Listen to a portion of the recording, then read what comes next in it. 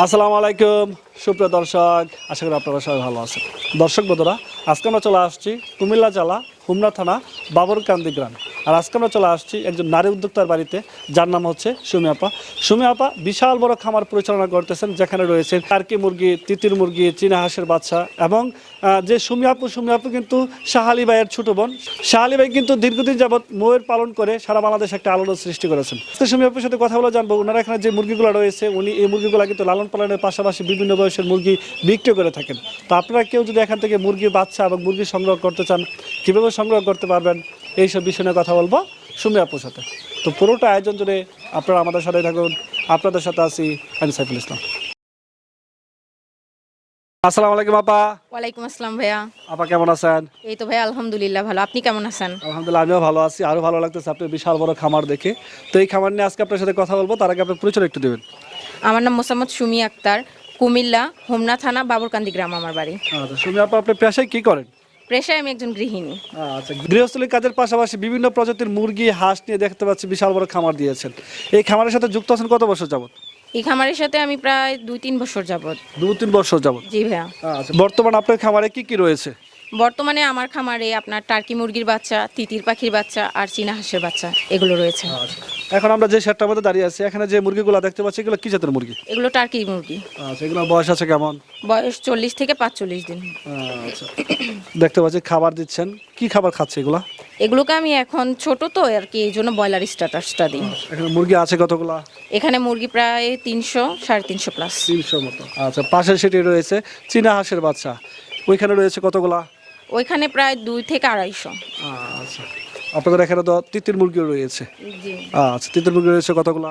তিতির মুরগি প্রায় 400 প্লাস আছে। এগুলোর বয়স আছে কেমন?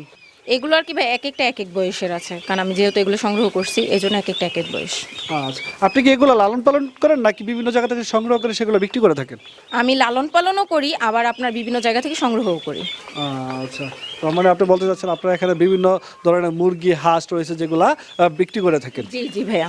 আচ্ছা, আমরা যদি প্রথমে জানতে চাই যে আপনার এখানে যে টার্কির মুরগিটা রয়েছে, এগুলোর বয়স তো রয়েছে 1 মাস, জি। এগুলো কত টাকা করে বিক্রি করতেছে? এগুলো কিন্তু ভ্যাকসিন কমপ্লিট করা টার্কি মুরগিগুলো আপনার বাজার যেহেতু ওঠানামা করে, আপনার এগুলোর একটা কস্ট আছে, তো ওইগুলো সব মিলিয়ে আপনার 300 থেকে 400 টাকার মধ্যে থাকে। আচ্ছা, আর চীনা হাঁসটা?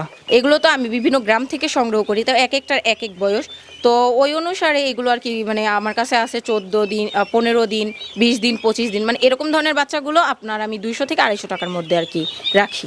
আচ্ছা, আর তিতির মুরগিগুলা? তিতির মুরগিগুলো আমি মানে এগুলো তো ওই যে বললাম যে 0 সাইজের, আপনার বিভিন্ন সাইজের আছে, আমি যেহেতু এগুলো সংগ্রহ করি আবার আমার কাছেও হয়, তো মানে এগুলো আর কি এক এক সময় এক একটা দাম থাকে, মানে 100 টাকা থেকে শুরু করে আর কি সম্পূর্ণ মানে সব ধরনের দামই পাবেন ইনশাল্লাহ। সুমি আপা, সর্বনিম্ন কয় পিস মুরগি বাচ্চা আপনার কাছ থেকে সংগ্রহ করা যায়? যে যত চায় আমি ইনশাল্লাহ দেওয়ার চেষ্টা করব, যে কেউ যদি আমার কাছ থেকে একটা বাচ্চাও মানে শখবশত নিতে চায় আমি সেটাও ইনশাল্লাহ দেওয়ার চেষ্টা করব। আচ্ছা, কি বলেন, একটা বাচ্চা যদি কেউ সংগ্রহ করে, একটা মুরগি বাচ্চার দাম হচ্ছে 300 টাকা, কেউ যদি চট্টগ্রাম থেকে সেটা সংগ্রহ করতে চায় কিভাবে দিবেন আপনি? ওই যে বললাম যে আমার যেহেতু একটা শখ আছে, তো মানুষের ওই শখটা মানে আমার শখটার অনুযায়ী আমি তার শখটাও রক্ষা করার চেষ্টা করব। এই জন্য আর কি মানে নিজের প্রফিট মানে ওরকম কোনো কিছুর দিকে আমি মানে তাকাবো না, আমি তার শখটা রক্ষা করার চেষ্টা করব।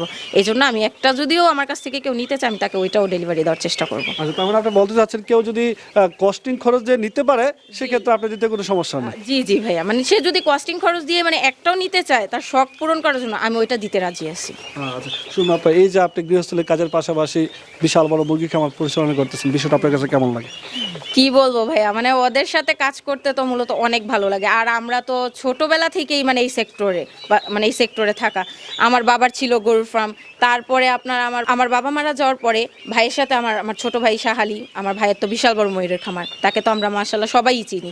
তো ভাইয়ার সাথে আমার অনেক দিন যাবত এই সেক্টরে আসা, মানে এই সেক্টরে কাজ করা, ভাইয়ের সাথে আমি অনেক কিছুই পরিচালনা করেছি, তো মানে ভাইয়ার উৎসাহ থেকেই আর প্রেরণা থেকে আমার মানে এই সেক্টরের কি আবার নতুন করে যোগ করা। তো সুমি আপা, সর্বোপরি যদি আপনার কাছ থেকে আমরা জানতে চাই, বিশাল বড় এই মুরগি খামার পরিচালনা করে মাসে কেমন টাকা ইনকাম করতে পারতেছেন? কি বলবো ভাই, আলহামদুলিল্লাহ আপনাদের সকলের দোয়ায় মাশাআল্লাহ ভালো আছি। এই মুরগির খামার নিয়ে আপনার ভবিষ্যতে কি পরিকল্পনা রয়েছে? ভবিষ্যতে পরিকল্পনা আছে, ভাইয়া যেহেতু এত দূর অবধি মানে আপনাদের সকলের দোয়ায় আসছে, তো ভাইয়ার সাথে পা মিলিয়ে চলার চেষ্টা আছে আর কি। আচ্ছা সুমি আপা, আপনার সাথে কথা বলে আমার খুবই ভালো লাগলো। আপনার ভবিষ্যৎ সফলতা কামনা করে আজকের মতো বিদায় নিচ্ছি। ভালো থাকবেন। আসসালামু আলাইকুম। ওয়ালাইকুম আসসালাম, আপনিও ভালো থাকবেন।